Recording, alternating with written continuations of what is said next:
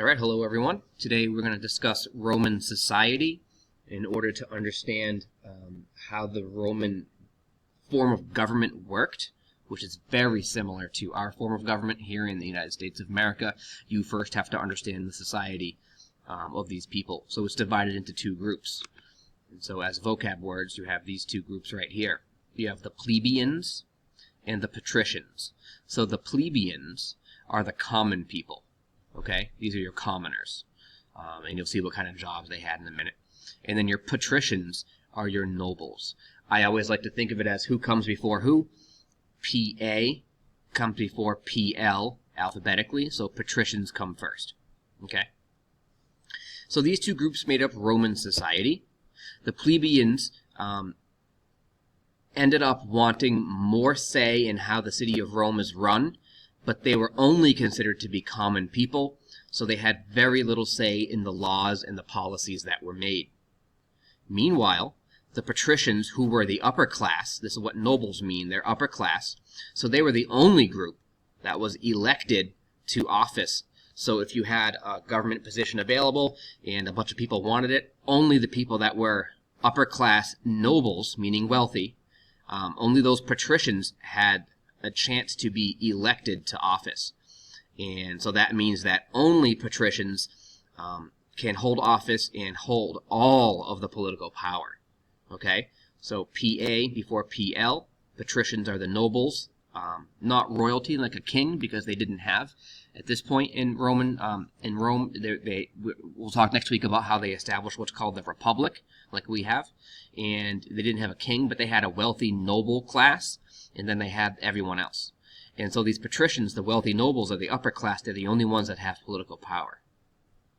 So who are these plebeians? These are the common people who are peasants, meaning farmers and laborers, craftspeople, traders or merchants and other workers. Now there's going to be a big difference between the wealth of a peasant or a craftsman who makes things, or a trader, a merchant who sells things. There's going to be a big disparity there between the amount of wealth that they have. Some traders were wealthy, but still considered common people. Some of these traders or merchants or craftspeople might have had just as much money or even be wealthier than the patricians, but they're considered plebeians, and there's an important reason why. They're not nobles because they don't own land, and you'll see that in a moment. So even though the plebeians outnumbered the patricians in all of Roman society, there were many more plebeians than there are patricians, they could not take part in the government, at least not until there was a change in 494 BCE. So even though the plebeians, there's a lot more people that are plebeians, and even though some of them are just as wealthy, if not wealthier, as patricians, they were not allowed to take part in the government. And it's really a simple reason why. Why would you allow more people to share power when less people can have the power and maintain that power and wealth? And so who are patricians? They're the nobles. But what does that mean? Right here in bold, this means that they own land. It means they own land, like the aristocracy that we studied in ancient Greece. If you own land, you are considered a noble. If you own land, you are inherently wealthy because of that. And although they were a much smaller group than the common people, they controlled all aspects of the government. They made all decisions for the people, for the entire population. Okay? Patricians held all the power. Patricians made all the decisions. And the rest of the population, the plebeians that had no say, the common people, all those groups of common people, they had no right to say anything. They couldn't even offer a suggestion towards the government because the patricians have the power. And when you have power, you want to maintain control of that power because it means that you can maintain being in charge. You can maintain having your grasp on the wealth. So these plebeians, some wealthy, here's the jobs they have. Even though there are more of them, okay, they do not have any say in government. Okay, so the big takeaways here are that the patricians are vastly outnumbered. They're a smaller group. They have all the power. They make the rules for a population. Okay?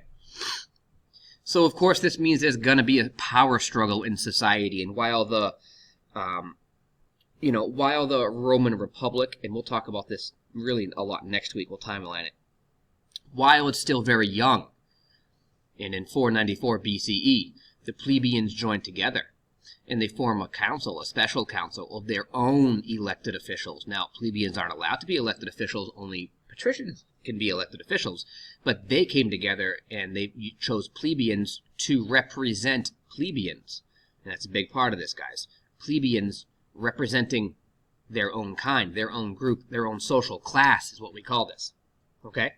And by doing this, sent a message to the patricians. It scared them, it terrified many of them, because they feared that the common people, since there are so many more of them, could tear apart Rome, okay? It could tear apart the entire society, because there were so many more of them. If they just want to flex their muscle, they could cause a lot of problems for these patricians. And the patricians, who are outnumbered, realized it was time to act. It was time for a compromise and a change to the way that the government operated. Okay? So let's break this down here, the difference between patricians and plebeians.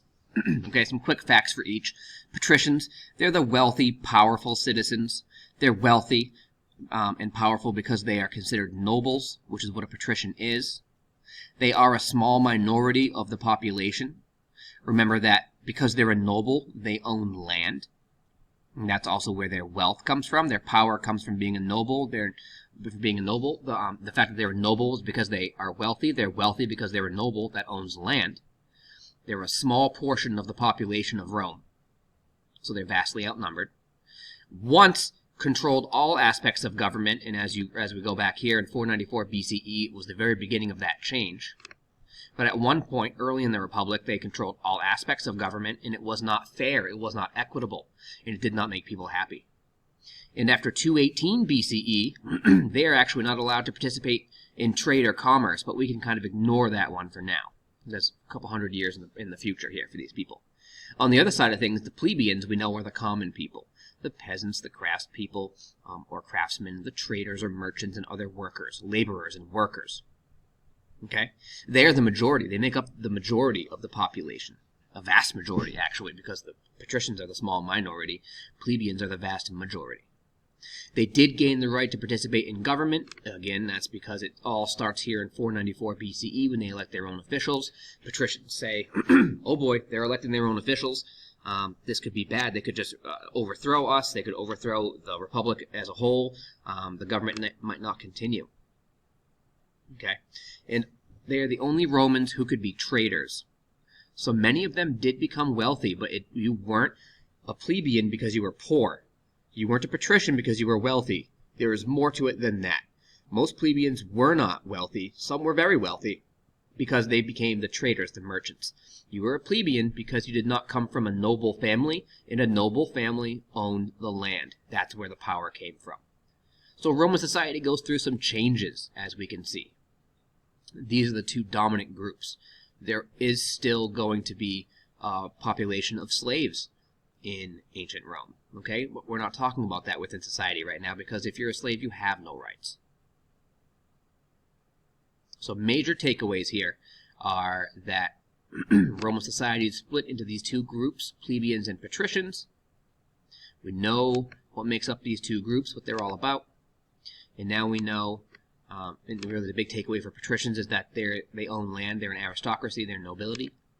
And there was a power struggle, and they begin electing their own officials. And so once next week really begins and we start diving into what the Roman Republic and the form of government looked like, these plebeians are not going to be forgotten, because if you forget this group of plebeians, which is the majority of Romans, they did have the power to take over. And the patricians wanted to make sure that that didn't occur, so they made compromises. They included the plebeians to certain degrees in government. And we'll examine that. We'll pick up that mantle on Monday next week.